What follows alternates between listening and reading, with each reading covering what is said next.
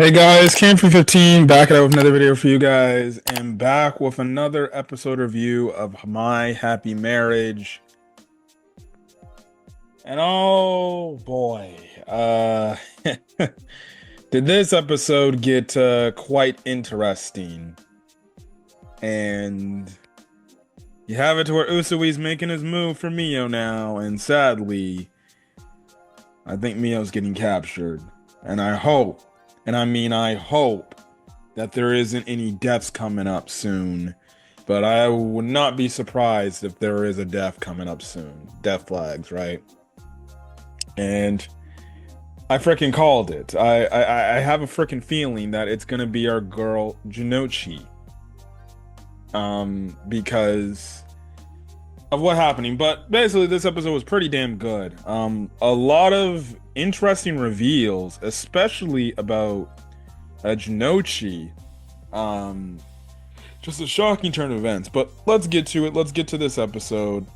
So basically, the episode starts off with those military guards talking crap about Jinnouchi and the fact that she's a woman, and they're talking about the fact, like, women should just be basically doing house chores and housework. They shouldn't be enlisted in the army or anything. And Mia overhears them, right? And Mio's like, "Hey, stop talking bad about Jinnouchi. Like, she's actually really kind and actually really caring. And if you get to know her, you would actually respect her. Like, look, if you gonna say all these things, then Mio basically was like, look, if you're gonna say all these hurtful things about her, then back up your talk and actually beat her. If you can't beat her, well, then you have no right to talk shit about her, saying that she doesn't belong here." And I was like standing, I'm like, Mio talking shit? I'm like, okay, girl, you talk your shit. Talk it, man. I'm just like, what? I'm like, let's go, Mio. She having some courage. Telling her, nah, man, if you say she this trash and everything, then go out there and you go beat her. And of course, no. The guy couldn't beat her, right? And when it looked like the dude was gonna go and attack Mio, I'm just like, brother, you should know, like, this is Commander Kudo's like fiance. Like, you should not be like trying to attack her. Like, Kudo could make you lose your job. And luckily enough, now I don't know if Kudo ever heard, like, Mio got attacked by one of the guards or something like that, but that would be an interesting thing. But Jinnouchi's actually ends up saving Mio from almost getting hit by this dude. And everything, and they basically back off. So you just have it to where you have a nice moment between Jinnouchi and Mio, which further, continues their friendship and their relationship, and they sit down and they have, like, essentially this nice little food, like, I guess you could say it's kind of like how can I say it? It's kind of like a it's like a dumpling or something. No, not like a dumpling, like kind of like one of those fig bars type of things. And Jinnouchi likes and everything, right? So that's the thing. Now, you have it to where Mio's with Kudo, and Mio ends up meeting, I forgot the dude's name, but he's like a doctor or something. He's like, well, I knew him since I was very young. That's what Kudo says. But they go to meet Gudo, Kudo's right-hand man, and you kind of get some interesting stuff there. Now, I found it funny. He's like, "Oh, Commander, you're here," and then he's like, "Oh, sweet Mio." I'm just like, dog, you're trying your best to cut Kudo. You're trying your best to cut Kudo, but you're not going to cuck Kudo. You're not going to steal Mio from him. I just find it absolutely hilarious. This man, he wants some of that Mio puh. With all due respect, he wants some of that Mio goodness. Uh, oh my goodness, this man is trying everything. But you have it to where Kudo looks a little bit like disturbed because he looks at Gudo, and he sees basically the injuries he suffered, and he's like, "Excuse me, I just gotta go." And Mio and the others could see, like, something's not right with him, and basically Gudo tells Mio, like, well, yeah, he's probably reacting like that because of my injuries, and it's probably reminded me of his father or my father. And Mio's like, wait, what are you talking about? And basically, we find out that Guro had a father who was the commander of the unit at the time, and he was basically Kuro's father's like bodyguard, right? His protector, right? And basically he saw Kuro, or Kyoka, and he took an interest in Kyoka. And basically he was like, and basically he wanted to, he saw this potential in him. He's like, hey, I think you should be taking the next mantle to be the commander. But Kuro didn't want to do that. And realistically, what happened is, Gudo's dad father couldn't retire properly because that's why he wanted to give Kyoka the commander title so he could retire in peace, but he couldn't retire because of it, and he actually ended up dying. And because of it, it affected Kudo, and Kudo felt like he was the one to blame for this whole situation. So that's why he ended up taking the role to be the commander. And yeah, it's crazy when you think about it, man. It's crazy when you think about it. And Kudo kind of blames himself for that happening, and you can kind of see like why he feels so upset over the Gudo injuries, because it's like, well, shit. He feels like he was responsible, that he got his dude's dad killed, and now he feels like, shit, I could have got him killed, if I was only better. So that's the thing.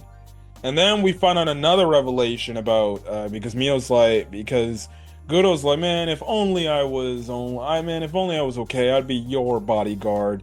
And Mio's like, well, you don't have to worry about that, because Jinnouchi is actually my bodyguard. And the dude's like, wait, you said her?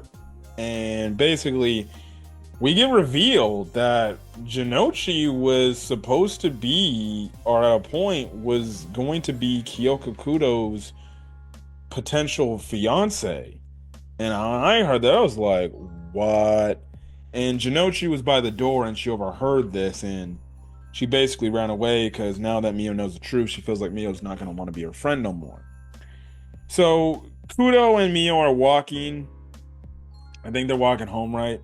And basically, Mio's obviously having all this on her mind and everything. So she's a sit down talk with a Kudo, and she's basically actually takes the assertiveness and is like, hey, like, tell me the truth. Like, what's going on? Like, you know, she brings up like, well, why didn't you tell me about what happened in your past with Gudo's father? And then also too, like, she even brings up the Jinnouchi thing, right?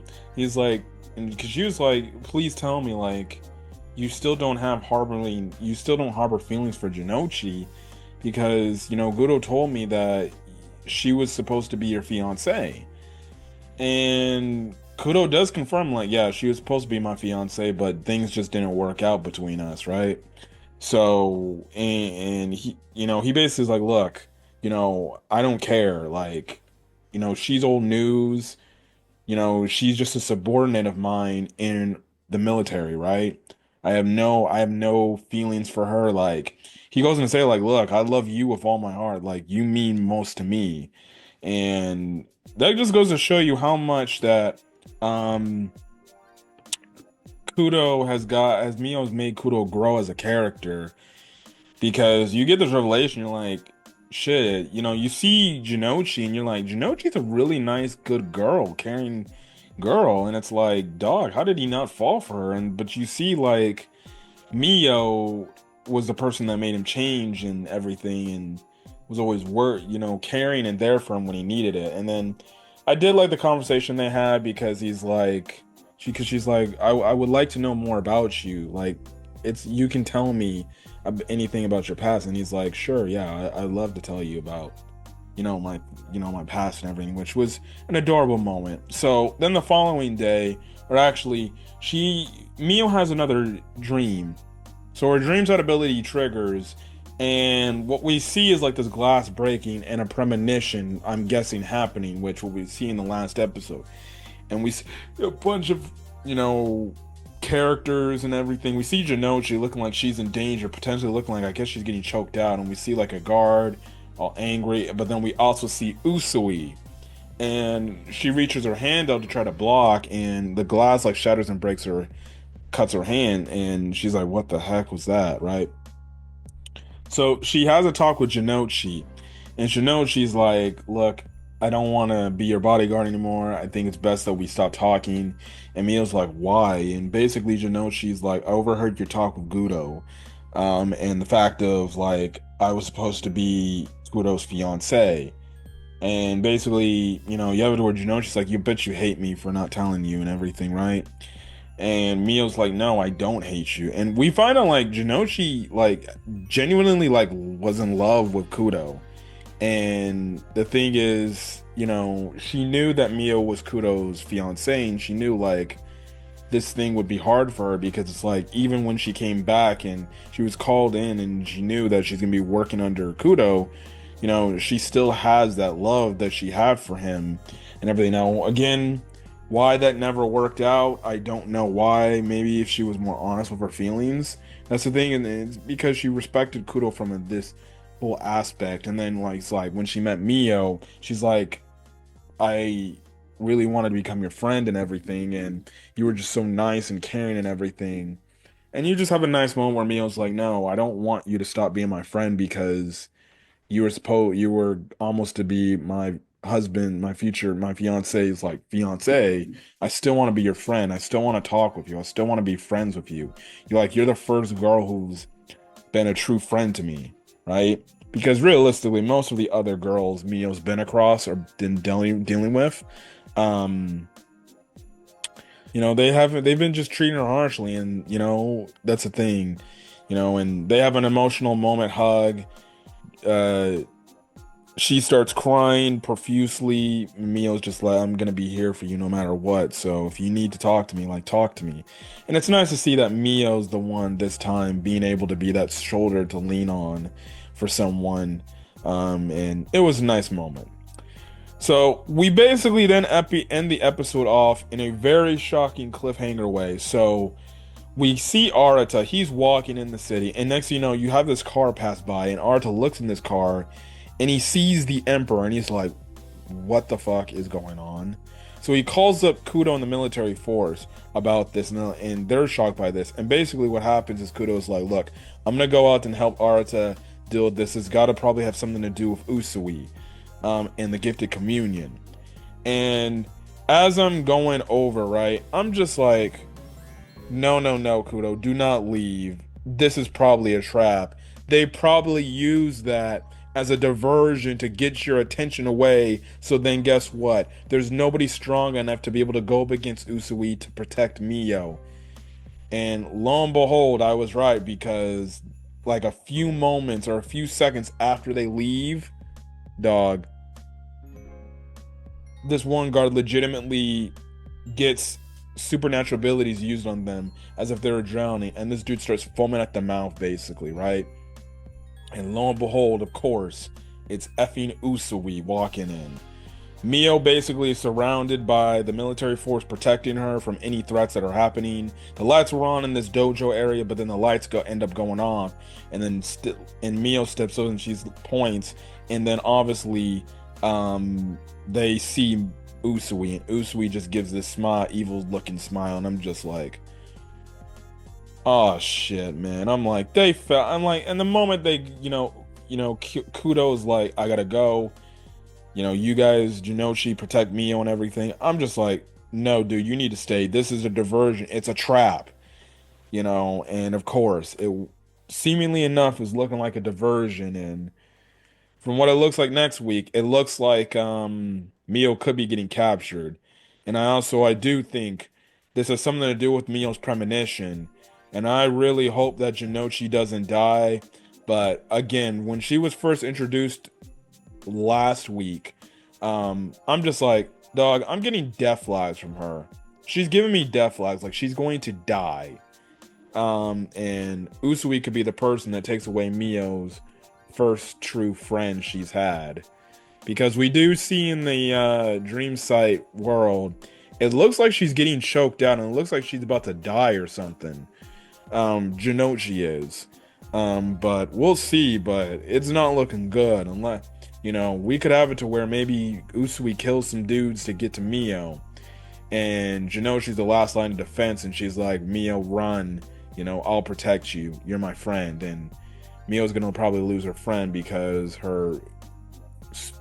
her claim to be father killed her. So, but holy shit, man. Holy shit. But anyways, guys, I'm gonna get out of here. If you guys like the video, leave a like, put in the comment section your thoughts, hit that subscribe button if you want to get more My Happy Marriage content or other anime content. I upload to the channel. Until then, guys, I'll catch you guys in the next video. Peace.